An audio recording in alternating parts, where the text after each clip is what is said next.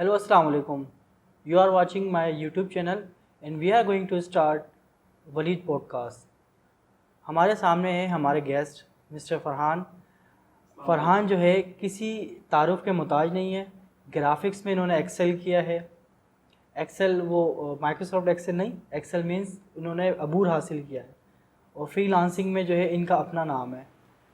अस्सलाम वालेकुम फरहान, क्या हाल है? वालेकुम सलाम। आप बताएं कैसे हैं? अल्लाह का अल्लाह का शुक्र है। शुक्र, दुआएं। अच्छा फरहान, हमारे जो है पॉडकास्ट का एक फॉर्मेट है। फॉर्मेट के साथ हम करते ये है कि हम स्टार्ट करते हैं बिल्कुल चाइल्डहुड से। तो काइंडली आप अपने चाइल्डहुड के बारे में बताएंगे, कहाँ से आपने एजुकेशन हासिल की? हाँ, एजुकेशन की बात अच्छा आपने की, मतलब आपने कहा चाइल्डहुड से, तो मैंने तो बोला कि खेलने से स्टार्ट किया ना। चाइल्डहुड तो वहीं से स्टार्ट होता है। नहीं नहीं, एजुकेशन। एजुकेशन का बस अल्लाह का शुक्र है कि शौक़ होना चाहिए ना, तो शौक़ था, इसलिए कोशिश करते रहे। मैंने गवर्नमेंट स्कूल अल्लामा इकबाल से क्लास 6 से लेके मैट्रिक तक वहाँ से मैट्रिक किया, ठीक है। और उसी दौरान में मैंने कुछ कोर्सेज़ भी करता रहा। शौक़ था कि जो पार्ट टाइम मिलता था, और फिर साथ साथ 9 क्लास के बाद मैंने क्योंकि मैं बचपन से, मतलब जिस कहते हैं ना ब्लड के अंदर, तो वो मेरे अंदर एक ग्राफिक्स या सही कहेंगे स्केचिंग, ड्राइंग, ये एक गॉड गिफ्टेड था। तो बस मेरा खेल जो था बचपन में वो भी ड्राइंग था। अच्छा, ठीक है ना।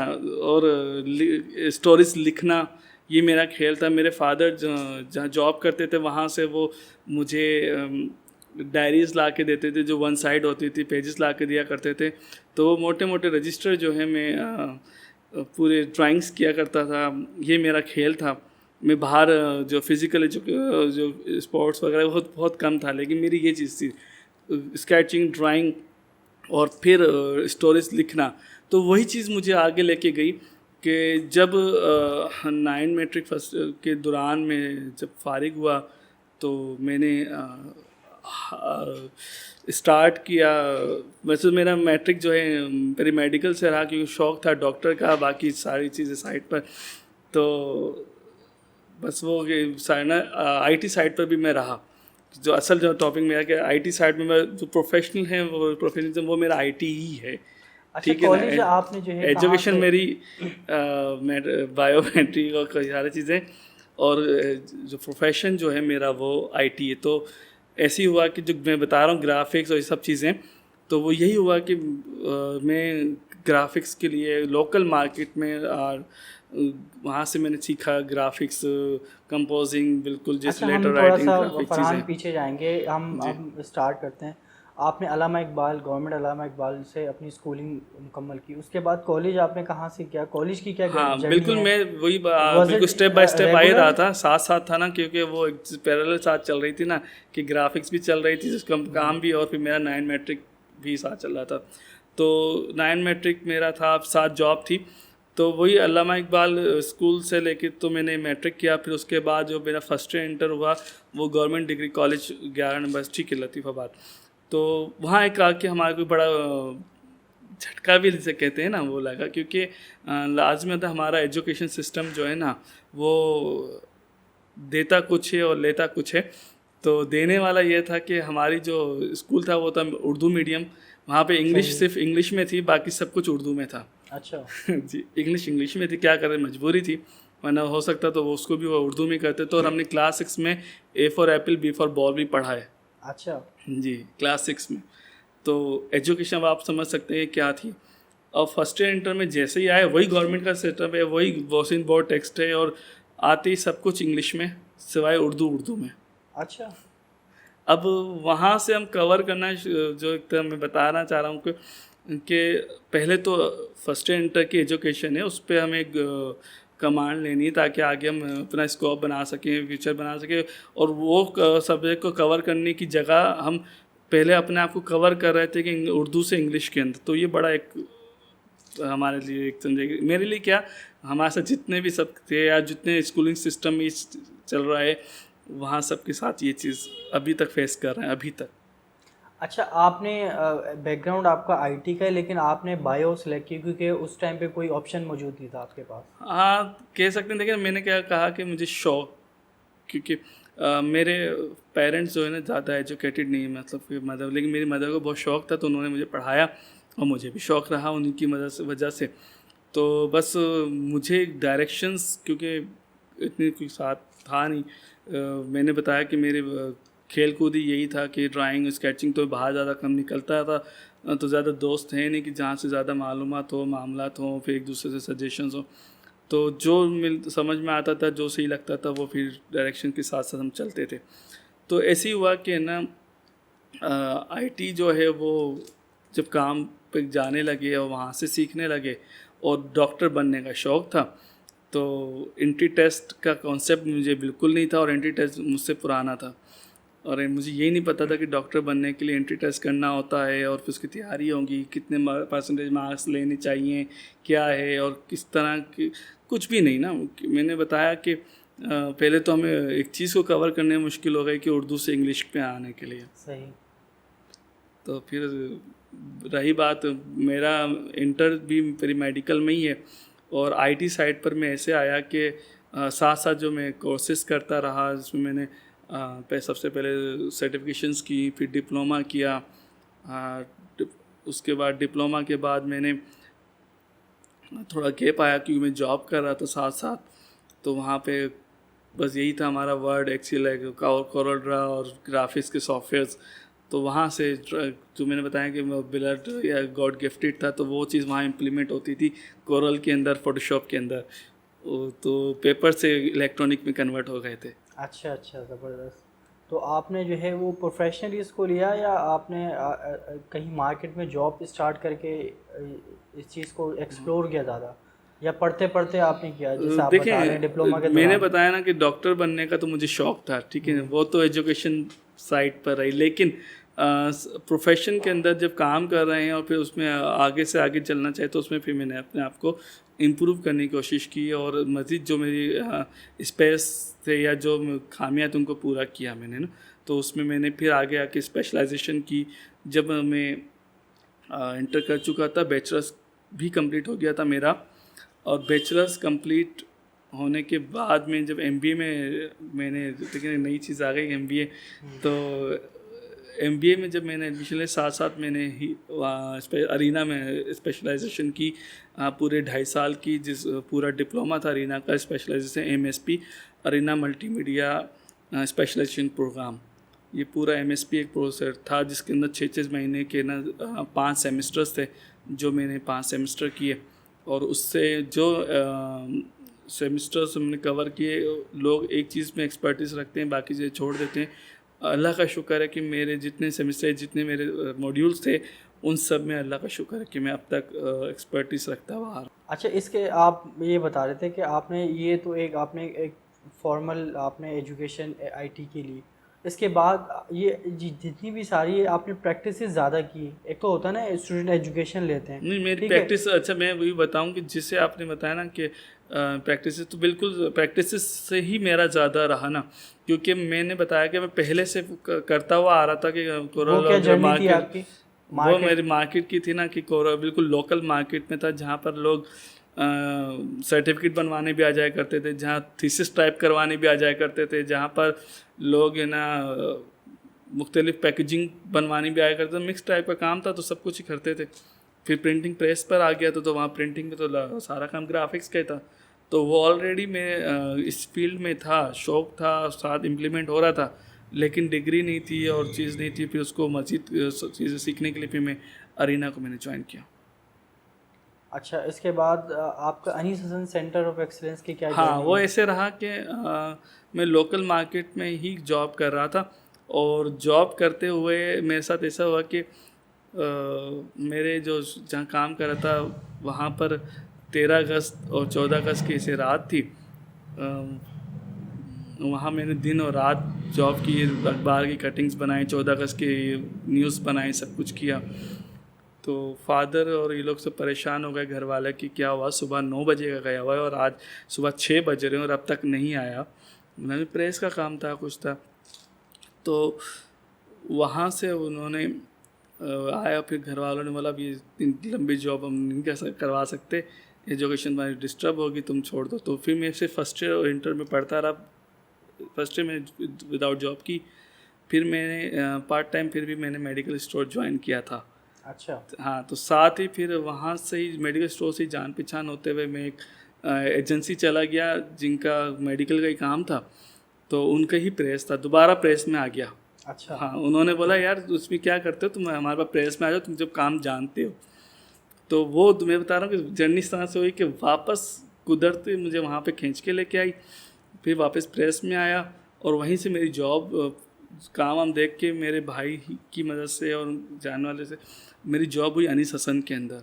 जब मैं लोकल जर्नी मैं बता रहा हूँ कि जब लोकल मार्केट में काम करता था मेरी 1100 रुपये सैलरी थी सन 2003 के अंदर, और 3 से 5 के दरमियान 1105 में जब मैंने छोड़ा तो 1100 रुपये सैलरी थी मेरी। और 3 साल तो मैंने बगैर जॉब के काम किया सन 2000 से लेके 2003-2004 तक। 1100 रुपये सैलरी 2005 में थी और अनीस में मुझे 5000 रुपये एकदम ऑफ़र हुई। तो मेरे क्या बताऊँगे सरप्राइज़, और मेरे मुंह से अल्फाज नहीं निकल रहे थे अपनी वालदा को बताने के लिए कि उन्होंने मुझे ऑफ़र क्या की है। अच्छा। हाँ, मैं अम्मी को इस तरह का कोई मेरा वर्ड निकल रहे थे कि, और बिल्कुल। और फिर अनीस में जब मैं गया तो समझे कि मुझे पता चला कि एजुकेशन सिस्टम क्या है। सिस्टम लोकल मार्केट में तो वही है ना कि छोटे पाना लिया और छोटे ये कर ले, छोटे चाय लिया, तो वो चीज़ ख़त्म थी। वहाँ एक इज्जत मतलब मिली। आप प्रोफेशनल। हाँ, वहाँ मैं भाई से जी लोकल मार्केट में भाई से इंस्टीट्यूशन के अंदर आके सर बन गया। अच्छा। हाँ, तो फरहान भाई से सर फरहान की जो जर्नी जो अब तक मुझे लोग जानते हैं सर फरहान के नाम से, वो यही है कि अनीस हसन सेंटर और फिर साथ में सेंटर इंस्टीट्यूट्स, तो वहाँ आके मैं सर बना तो मेरे लिए सरप्राइज एक 1100 से 5000 और फिर उसके बाद भाई से सर। ज़बरदस्त। और वहीं मैंने टीचर्स और इन सब के साथ जब बैठा पढ़ा देखा कि एंट्री टेस्ट के, मैंने बताया कि एंट्री टेस्ट का मुझे कॉन्सेप्ट नहीं था। वहाँ से मुझे पता चला कि एंट्री टेस्ट क्या, क्योंकि अनीस में एंट्री टेस्ट ऑफ़र करते थे और वहाँ से मैंने उनसे पूछा एंट्री टेस्ट क्या है, फिर बताते थे कि इस चीज़ की है, इंटर के बाद लोग ये करते हैं। जब मुझे हुआ मैं शौक़ भी जो मेरा था डॉक्टर बनने का वो मेरा ज़ाया हुआ। फिर मैं आईटी में ही फुल आ गया, फिर मैं आईटी में ही था। और जब मेरा इंटर बैचलर्स भी मैंने अनीस में रहते हुए किया, एजुकेशन की जो हमारी जर्नी चल रही थी, तो एजुकेशन भी मैंने जो बैचलर्स है वो मैंने अनीस में ही रहते हुए किया। और बैचलर्स जब कंप्लीट हुआ 2008-9 के अंदर, फिर उसके बाद मेरी जॉब हुई City School Jinnah Campus as a PA2 principal. अच्छा। PA2 प्रिंसिपल में मतलब स्टेप बाय स्टेप अल्लाह का शुक्र है कि अल्लाह ने हाथ पकड़ा और मैं तरक्की करता रहा। अनीस में भी मैं as a computer operator join हुआ था और एज ए कोऑर्डिनेटर में जो है वो वहाँ से लास्ट टाइम एग्जिट किया था मैंने। आपकी सिटी स्कूल की जर्नी कैसी रही? क्योंकि सिटी स्कूल एक जो है बहुत बड़ा इदारा है, बहुत बड़ा सिटी नाम स्कूल है का मेरा बहुत अच्छा एक्सपीरियंस रहा। और वहाँ आकर मुझे प्रॉपर सेटअप, कि अनीस भी एक इंस्टीट्यूट है जहाँ पर हर तरह के काम देते हैं, लेकिन प्रॉपर जो सेटअप है ना, जो कि एक सिस्टम होता है कि हर सेक्शन का एक काम है, हर शख्स का एक काम है, सिस्टम है, वो मुझे सिस्टम जो प्रॉपर जो जॉब डिस्क्रिप्शंस हैं, किसका काम क्या है, कोई इन्वॉल्वमेंट नहीं है, टाइमिंग क्या है, हर चीज़ के तो प्रॉपर जो ऑफिशियल सिस्टम जिसे कहते हैं सिस्टम ऑर्गेनाइजेशन, वो मुझे सिटी स्कूल से मिला। मतलब कि काम की सारी नॉलेज थी, लेकिन सिस्टम की जो है अनीस में सिस्टम था, लेकिन बिठा भी लिया है, एक शख्स नहीं है तो उस दूसरा का काम भी ले लिया, लेकिन सिस्टम मुझे सिटी स्कूल ने बताया कि सिस्टम क्या होता है। आपको सिटी स्कूल ने स्पेशलाइजेशन आपको बताया? बिल्कुल ऐसे ही था कि जैसे क्लास 1 से लेके 8 तक तो सारे सब्जेक्ट हम पढ़ते हैं, लेकिन स्पेशलाइजेशन 9 मैट्रिक में आके पता चलता है कि हमें करना क्या है, डॉक्टर बनना है, इंजीनियर बनना है या IT प्रोग्राम है, ठीक है ना। तो वही चीज़ हुआ कि काम तो मैं करता रहा, लेकिन किस चीज़ में जाना वो सिटी स्कूल, और उसके बाद ही मुझे मालूम हुआ। अच्छा, उसके बाद सिटी स्कूल आपने लेफ़्ट किया, उसकी क्या वजह थी? हाँ, बहुत अच्छी थी कि सिटी स्कूल लेफ़्ट मैंने यूँ किया कि मेरी गवर्नमेंट जॉब हो गई थी हेस्को में, वापडा के अंदर। तो कॉकटेल पता है ना, कॉकटेल क्या होता है कि अगर आप मिल्क शेक में भी पी रहे हैं तो फिर आपने केला, चीकू वो सब कुछ मिलाना है, और अगर आपने लिम्का पी रहे हैं तो उसमें भी सारे फ्लेवर मिलाना है। तो कॉकटेल ऐसे हुआ कि मेरी एजुकेशन मेडिकल, स्पेशलाइजेशन IT, सही, और जॉब हुई मेरी टेक्निकल टेक्निकल मतलब कि इंजीनियरिंग और ये सब। तो वो इसको में जब मैं आया तो टेक्निकल, और एमबीए मेरा चल रहा था।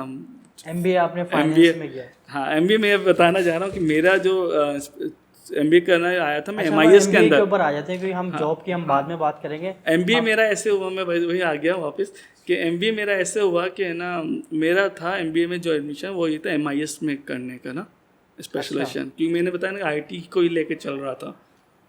अच्छा, एमबीए आपने कहाँ से किया? एमबीए मैंने किया CMS college of modern sciences 2010 और 12 के अंदर। तो 10 में ये मेरी जॉब हुई, एफिलिएटेड यानी college? Affiliated from Sindh university of Sindh university Jamshoro. और मैं यही हुआ कि मैं एमएस में था, तो टेक्निकली मेरी जो जॉब हुई वो वापडा में, तो फिर मुझे अपनी स्पेशलाइजेशन चेंज करनी हुई। अच्छा, वो आपको वो क्यों चेंज करनी पड़ी? मतलब आपने एमआईएस के स्टूडेंट प्रॉपर नहीं थे कि इस वजह से, या आपने तीसरे सेमेस्टर में आपको पता लगा कि नहीं मैं रेलिवेंट नहीं है, क्योंकि मेरी तो जॉब हो गई है, गवर्नमेंट जॉब हो गई है, तो मुझे एमआईएस अभी नहीं चाहिए, अभी टेक्निकल चाहिए, तो मैं इस फील्ड में जा सकता हूँ, तो हाँ ये बिल्कुल वजह थी? ऐसा ही आप कह सकते हैं। देखें हुआ क्या, पूरी जर्नी है ना, तो हुआ क्या कि है ना, एमआईएस था, फील्ड भी मेरी आईटी थी, मुझे आईटी में ही जाना था। जब जॉब हुई गवर्नमेंट, तो फिर जब गवर्नमेंट जॉब हुई तो तो आप जान लाजमी सी सकते बात है, हैं आप वहाँ कि पे वो जॉब अपनी मिलना अपॉर्चुनिटी इतना देखते आसान हैं। नहीं है कि मैं जॉब स्विच करूं या कहूं कि नहीं भाई मेरी फील्ड नहीं है। मैंने बिस्मिल्लाह किया कि आते को ना मना ना करो, जाते को तो वही चीज़ के मैंने बिस्मिल्लाह की। और जब मैं जॉब में आया तो फिर लाजमी आता कि मुझे इसके अंदर आगे जाना था, गवर्नमेंट जॉब थी। तो यहाँ पर मैंने चेक किया कि एमआईएस में कोई इतना स्कोप नहीं है स्कोप आपका? नहीं है, या इतनी वैकेंसीज नहीं है, इतनी पोजीशंस नहीं है, गिनती की चंद। क्योंकि यहाँ पर जो कंप्यूटर ऑपरेटर या जो चीज़ें वो एक सीनियर क्लर्क या हेड क्लर्क करता है, सही। तो क्लर्क साइड पे जाने का इतना मूड नहीं था ना। फिर वैकेंसीज भी ज़्यादा हों, पोजीशन ज़्यादा हों जहाँ पर आप कहो कि हाँ हम तरक्की कर सकते हैं। बताया था कि एमआईएस के अंदर इतनी सीट्स नहीं थी, इतनी स्कोप नहीं था। अब एमआईएस छोड़ा तो आ जाते हैं मैनेजमेंट साइड पर। तो मैनेजमेंट का ये कि उनकी हायरिंग होती है इस्लामाबाद से या बिल्कुल हाई लेवल पर, और उसके लिए भी सोर्स चाहिए, और इतने हम सोर्स वाले थे नहीं। तो फिर दूसरा ऑप्शन देखता आया कि मेरी जॉब के अंदर मैं क्या कर सकता हूँ। फिर एक ऑप्शन आया फाइनेंस। अच्छा फाइनेंस में कि भाई वहाँ मैं अकाउंट असिस्टेंट, कमर्शियल असिस्टेंट या अकाउंटेंट वगैरह बन सकता हूँ। और इसमें फील्ड्स भी ज़्यादा है, स्कोप भी ज़्यादा है, और वैकेंसीज भी ज़्यादा है। तो मैंने स्पेशलाइजेशन अपनी जॉब को सपोर्ट करने के लिए एमबीए एमआईएस से चेंज करके उसको फाइनेंस में आया, और फिर मैंने एमबीए फाइनेंस से पास आउट किया इसी तरह से। अच्छा, आपने बताया कि आपकी जो कॉकटेल बिल्कुल। कॉकटेल बन गए, बिल्कुल। आपने बताया कि आपकी जो फील्ड थी टेक्निकल थी, लेकिन आप उसके बावजूद जो है वो अपनी आईटी, सर्विसेज आईटी के अंदर, अपने ऑर्गेनाइजेशन में भी आईटी की सर्विसेज देते रहे, तो वो हाँ क्या बिल्कुल। जर्नी है? देखिए मैंने जब अनीस के बाद एजुकेशन सिस्टम ज्वाइन किया, जो तो मैं आईटी में था, शुरू से आईटी रहा है, तो उसको मैंने छोड़ा नहीं। मैं पार्ट टाइम जो है ना फिर जॉब करने लगा। पार्ट टाइम में जॉब करने लगा तो उसमें मैं आईटी में ही था। मैं 2011 के बाद टीचिंग साइट पर आ गया। अच्छा हाँ टीचिंग में मैं फिर ना CIT डिप्लोमा DIT ये कोर्सेज करवाने लगा, और साथ में वेब डिज़ाइनिंग पढ़ाता रहा। तो माशाल्लाह मेरी एक चीज़ में एक्सपर्टीज़ नहीं रही, तकरीबन मेरी 25+ सॉफ्टवेयर्स पर मेरी एक्सपर्टीज़। अच्छा। जी। फिर 3 से 4 मेरी फील्ड जो हैं वो नहीं, चौथी फील्ड अगर मैं कहूँ आईटी तो वो था ही शुरू से। दूसरा जो है मेरा ग्राफिक डिज़ाइनिंग जो मेरी एक्सपर्टीज़ है, उसी के अंदर मैंने जॉब भी की, और उसी के अंदर मैंने फ्रीलांसिंग की। फ्रीलांसिंग में लोकल मार्केट भी और ऑनलाइन दोनों ही करता रहा, और फिर टीचिंग भी मैं उसी साइड में ही कर रहा था। ग्राफिक्स मैंने टीचिंग की, साथ में वीडियो एनिमेशंस भी मैंने की, और वीडियो एनिमेशंस के अंदर 2D एनिमेशन और 3D एनिमेशन। 3D मैंने ज़्यादा काम नहीं लिया, लेकिन ज़्यादा 2D पर मैं करता रहा, क्योंकि टाइमिंग मैनेज करना होती है तो 3D का टाइम ज़्यादा मांगता है। अच्छा। फिर साथ में ग्राफिक्स, वीडियो और आईटी, और फिर वेब डेवलपमेंट मैंने कस्टम भी और फिर वर्डप्रेस के साथ किया। अच्छा, ये आपने जितनी भी चीज़ें की हैं आप माशाल्लाह से। इसको मैं एज ए प्रोफेशन लेके चलता हूँ और इसमें फ्रीलांसिंग भी करता हूँ, और मैं इन तीनों फील्ड में एक्सपर्टीज रखते हुए पढ़ाता भी हूँ, काम भी करता हूँ। अच्छा, फ्रीलांसिंग की अपनी थोड़ी जर्नी बताएं कि कहाँ से आपने फ्रीलांसिंग की और पहली गिग आपकी क्या थी?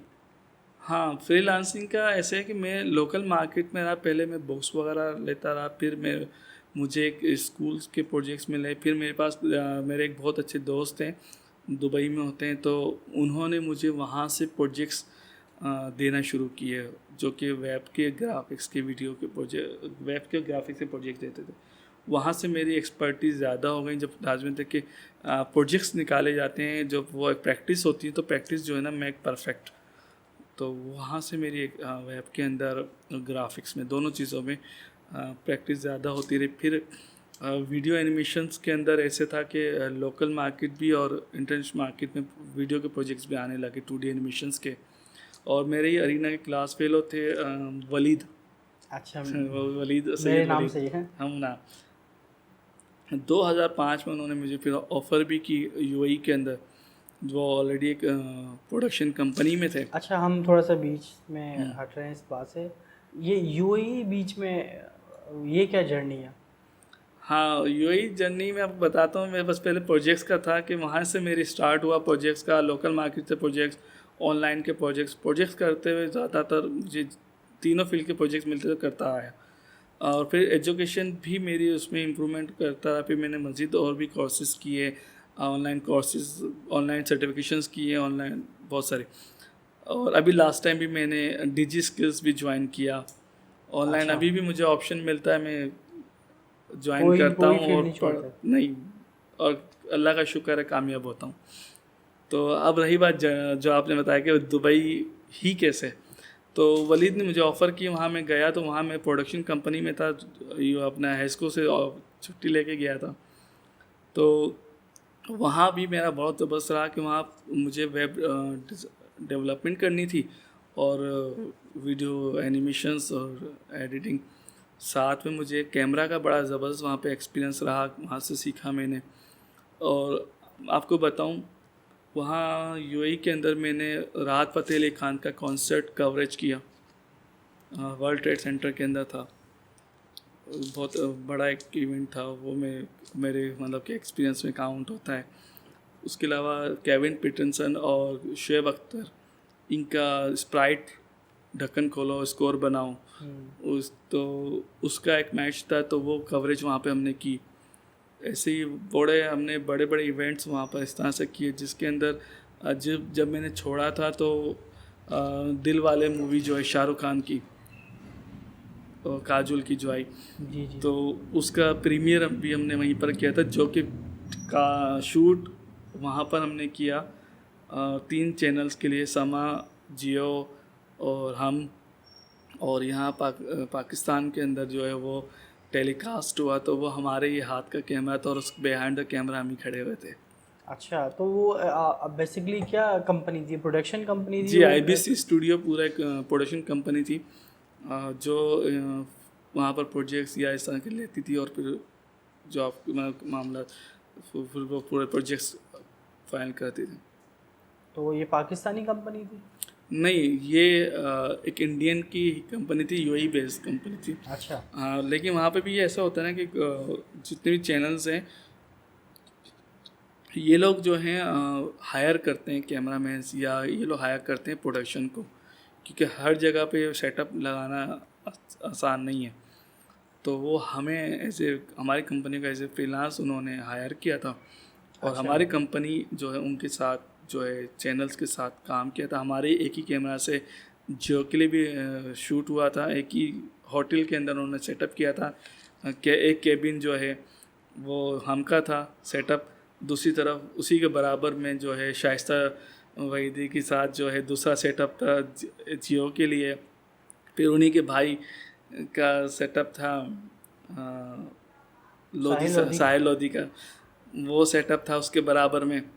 फिर सनम जंग का सेटअप था वो 4 सेटअप थे, हम 4 मरतबा 4 इंटरव्यू अलग अलग सेटअप पे करते रहे। अगर आप अभी भी यूट्यूब पर वो चैनल निकालें तो सब चैनल पर सिर्फ बैकग्राउंड चेंज होगा, ड्रेस उनका एक ही है, ब्लैक। अच्छा। ये उसकी पहचान है कि उन्होंने ड्रेसिंग भी चेंज नहीं या ड्रेस चेंज नहीं, एक ही मरतबा आए और एक ही मरतबा आधे आधे एक घंटे के इंटरव्यूज़ देखने गए और बस अलग अलग सेटअप पे अलग अलग चेयर्स पे बैठ कर। सेटअप हमारा ही था। चारों चैनल का जो है 4-5 चैनल्स हमारे और भी थे। अच्छा।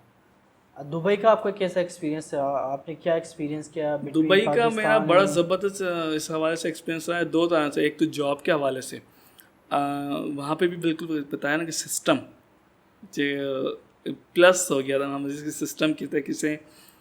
फिर जॉब और एम्प्लॉयमेंट्स और रहने का तरीका, जीने का तरीका, खाने का तरीका और सिस्टम, सिर्फ एजुकेशन जॉब का सिस्टम नहीं, रहने का सिस्टम मैंने बताया कि आप बाहर रहें, चलेंगे कैसे, खाएंगे कैसे, पिएंगे कैसे, रोड क्रॉसिंग कैसे करेंगे, रोड पर चलना है तो सिस्टम को कैसे फॉलो करेंगे, एक एक चीज़ वहाँ से मैंने सीखी। और जो वो मेरा 1 ईयर का एक्सपीरियंस अब तक मुझे याद दिलाता है, अब तक मेरे रगों में आ गया है कि अब मैं गाड़ी ड्राइव करता हूँ या रोड पार करता हूँ या रोड पे चलता हूँ, पाकिस्तानी लेकिन रूल तोड़ता ज़रूर हूँ, लेकिन बहुत सारी चीज़ें मुझे वो वाली फॉलो करता हूँ।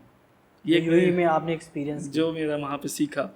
सपोज़ मैं पाकिस्तानी सिस्टम वहाँ पर चलाता था कि रोड क्रॉस कर लिया करता था, तो एक मरतबा वहाँ के शुरता ने मुझे पकड़ लिया, चालान लगाया।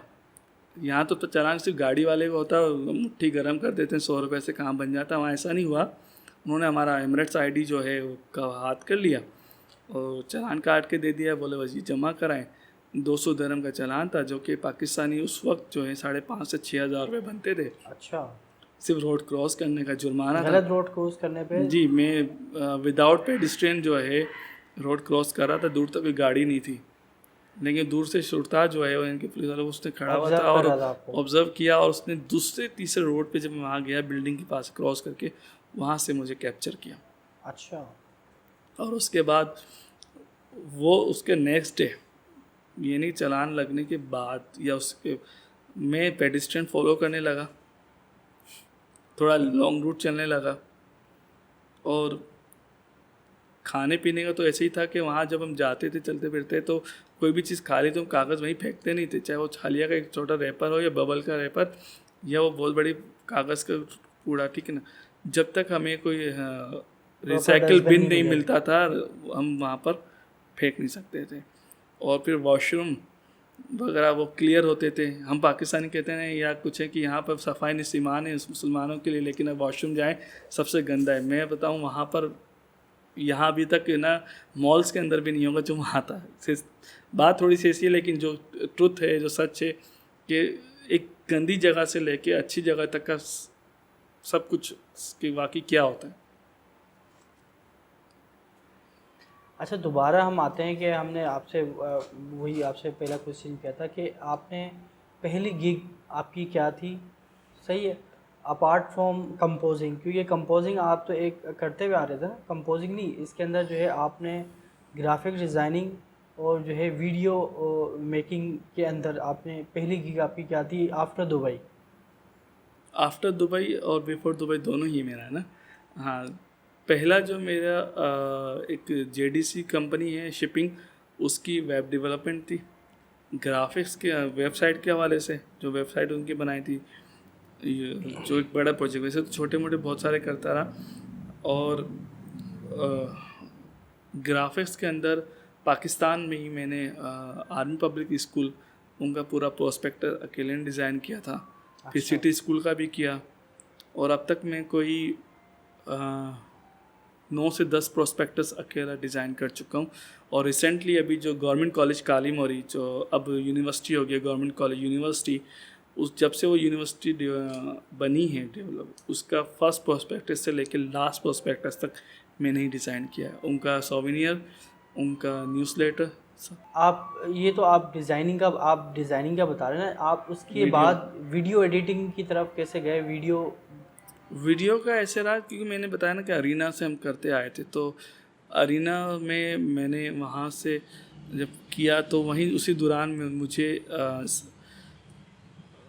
एक इंस्टीट्यूट है अल्फ़ा इंस्टीट्यूट, उनका वीडियो का प्रोजेक्ट मिला।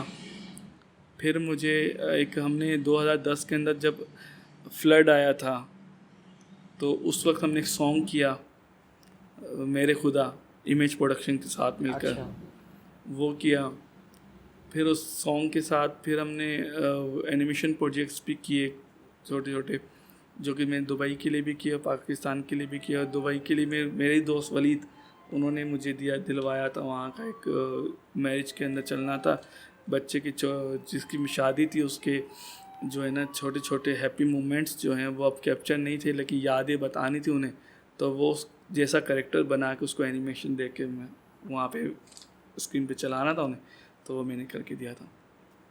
अच्छा, अपअप और फाइबर पे आप काम करते हैं या मैं हर किस्म, मैंने बताया लोकल मार्केट, जैसे बार बार मैं वर्ड यूज़ कर रहा हूँ, तो लोकली जैसे कि मेरे अपने पर्सनल कॉन्टेक्ट्स हैं। लाजमी है कि मैं सन 2000 से लेके अब तक जॉब कर रहा हूँ, 20-22 साल हो गए। और टीचिंग भी मैं करता आया हूँ, टीचिंग भी मैं, तो वहाँ से भी मेरे स्टूडेंट्स और मुख्तलिफ लिंक्स के मेरे लिंक्स बने।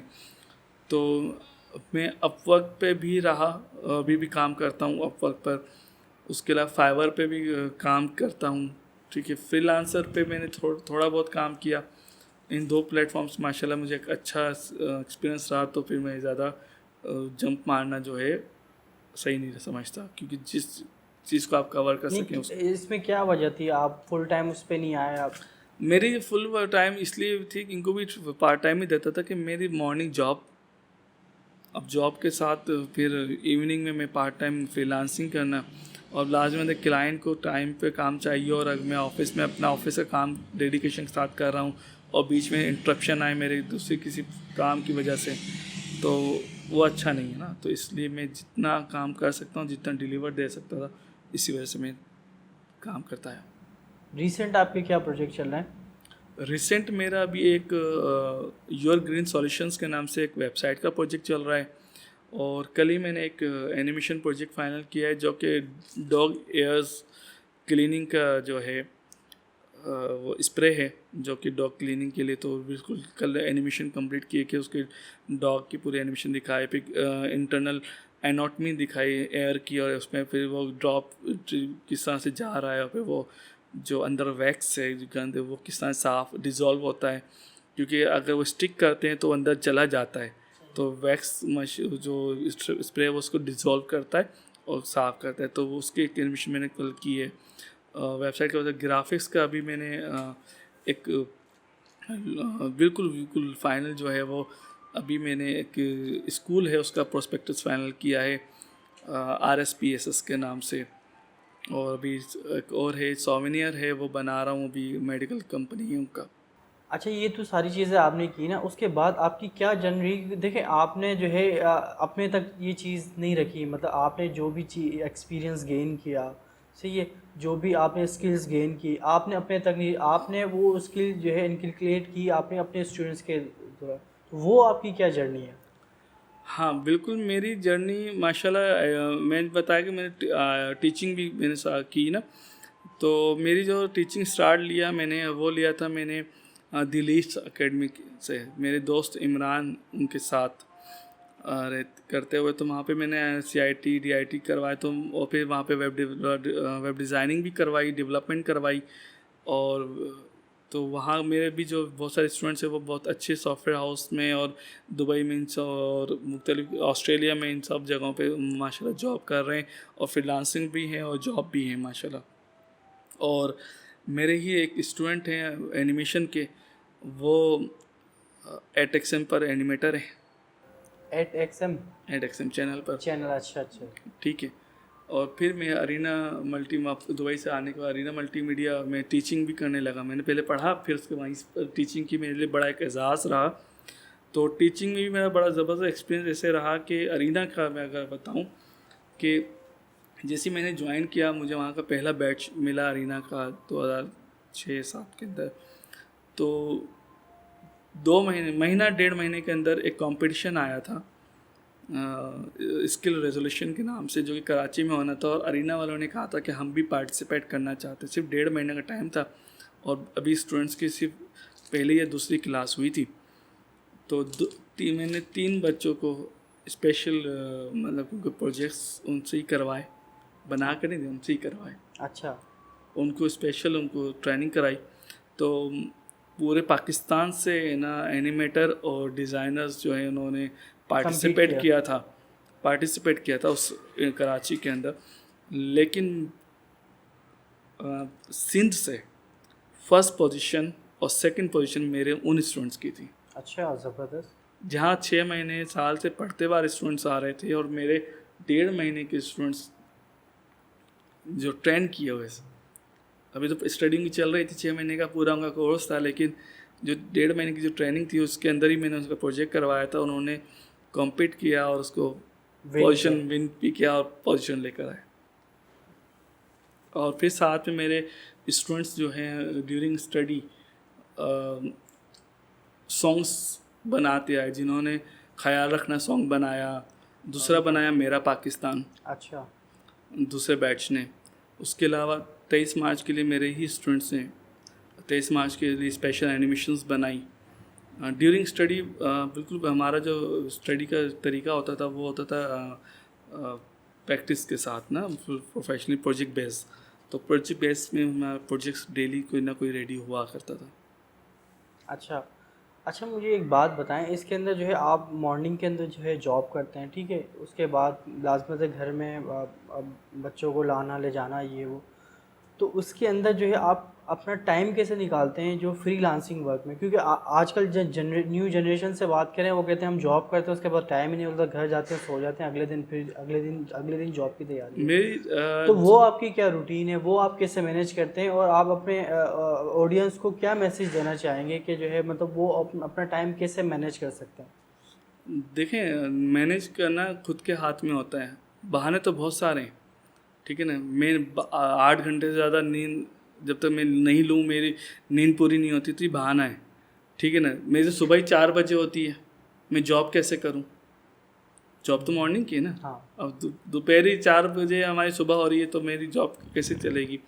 तो ये तो सिर्फ बहाने हैं ना, आपने मैनेज करना होता है। जैसे जब मेरे माशाल्लाह 3 बच्चे हैं जिसमें 2 बच्चे स्कूल जाते हैं, तो मेरे जब बच्चे स्कूल नहीं जाते थे तो जब मैं 8:30 बजे उठता था और 9 बजे अपनी ड्यूटी पर, वहाँ से 5 साढ़े 5 बजे आकर डायरेक्ट इंस्टीट्यूट, जहाँ पर मैं 9 बजे तक पढ़ाता था, और इंस्टीट्यूट के दरमियान जो गैप मिलता था मुझे, मैं उसमें फ्रीलांसिंग के प्रोजेक्ट्स निकाल लिया करता था। मैं रेस्ट नहीं लेता था। ऑफिस में भी मैं ऐसे ही, जहाँ मुझे गैप मिला वहाँ पर अपना लैपटॉप साथ होता है तो वहाँ पे काम निकाल लिया मोस्टली। फिर घर आकर मैं खाना खाया, 1 घंटा रेस्ट लिया, फिर रात 2 बजे 2:30 बजे तक मैं प्रोजेक्ट्स करता था और फाइनल करके मैं हटता था। जब मेरे पास ओवर बर्डन होता था प्रोजेक्ट्स, तो मैं अब आ रहे हैं कुछ ऐसे होते थे क्लाइंट्स नहीं, तो मैं फिर आउटसोर्स भी कर लिया करता हूँ, लेकिन मोस्टली ज़्यादा कोशिश होती है खुद के हाथ से निकालने की। अच्छा, आउटसोर्स करना मतलब आजकल लोगों को कॉन्सेप्ट समझ में नहीं आता, मतलब एक काम लिया खुद ही उसमें लगे हुए हैं। तो आउटसोर्स कोई एक प्रोजेक्ट आप लेते हैं उसमें आउटसोर्स करने का क्या बेनिफिट है? देखिए, बेनिफिट बहुत ज़्यादा है। अभी एक अगर हम पाकिस्तान की अगर बात करें तो ना हर परचून की दुकान वाला एक मोबाइल लोड रखता है, सही। ठीक है। पान केबिन वाला भी मोबाइल लोड रखता है, ठीक है। वो क्यों लगता है कि वो मोबाइल लोड कोई करवाने आएगा तो लाजमी है कि वो कोई ना कोई चीज़ ज़रूर ख़रीदेगा। परचून वाले का भी ये कॉन्सेप्ट है, कुछ ना कुछ आएगा तो घर की चीज़ तो लेगा, ठीक है। तो अब ऐसे ही है कि जब हमारे पास टाइम नहीं है और हमें क्लाइंट को डिलीवर करना और हमारा क्लाइंट बनाना एक बड़ा टाइम होता है कि 3 साल 4 साल से क्लाइंट को लेकर चल रहे हैं और उसने काम मांगा है, टाइम पर मांगा है, टाइम पे डिलीवरी देनी है, और जिससे हमारी ऑलरेडी पहले से कमिटमेंट हुई है उसको भी टाइम पे काम करके देना है। तो अब दोनों चीज़ों को साथ लेके कैसे चलें, टाइम भी मैनेज करना है।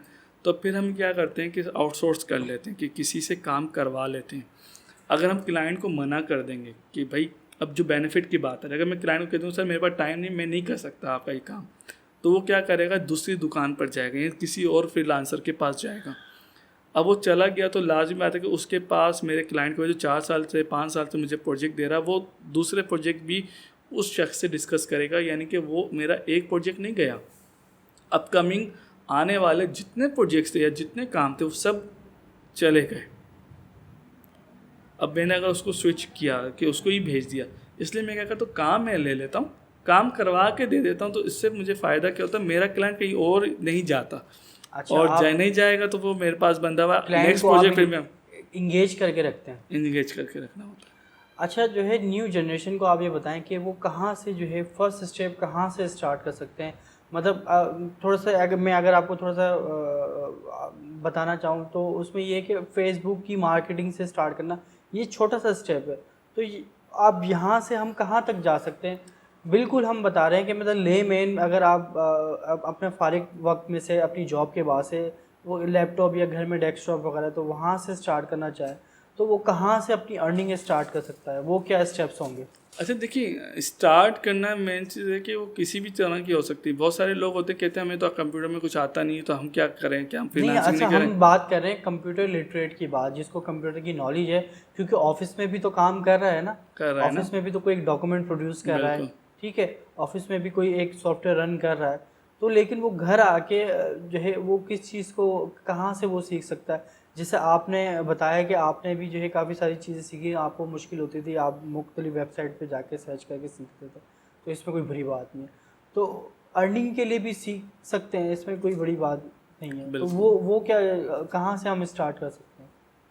हाँ, तो मैं वही बता रहा हूँ कि देखिए बहुत सारी चीज़ें मैंने बताया कि बहुत सारी चीज़ें लाजमी नहीं है कि आना। लोग कहते हैं कि हमारे को कंप्यूटर नहीं आता, तो अभी आपने कहा कि हम कंप्यूटर लिटरेट की बात करें, मैं फिर भी बता दूँ, एडिशन कर देता हूँ कि कंप्यूटर नहीं आता तो हम फ्रीलांसिंग नहीं कर सकते, ऐसा नहीं है।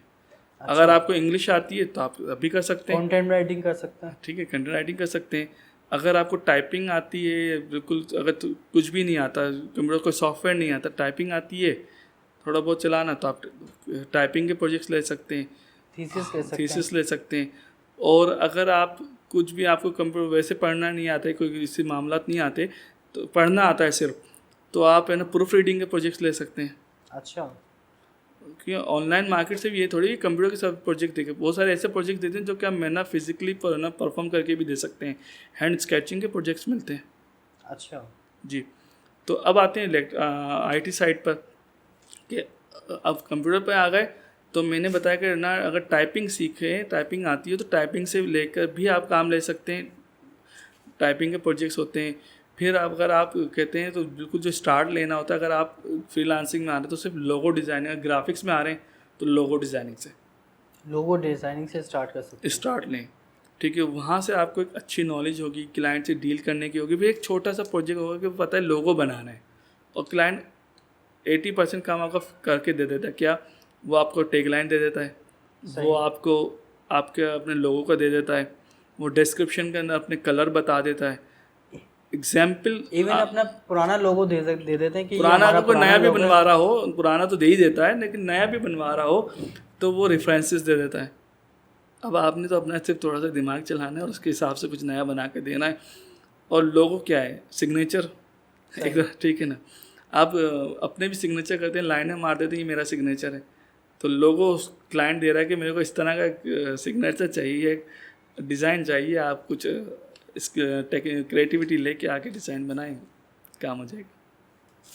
थैंक यू फरहान, आपसे बात करके बहुत अच्छा लगा और आपसे बहुत सीखने को मिला। आप IT फील्ड के अंदर बिल्कुल हमें भी सीखने को मिला, ऑडियंस को पता लगा कि वो कहाँ से जो है वो फ्रीलांसिंग स्टार्ट कर सकते हैं। नए आने वाले लोग लाइक एंड सब्सक्राइब का बटन दबाएंगे और हमारे रेगुलर लिसनर शेयर करेंगे ताकि हमारी ज़्यादा से ज़्यादा रीच बढ़ सके। You can support this channel by sending me 50 rupee up to as much as you can through Easy Paisa and Just Cash. Thank you for watching Waleed Podcast.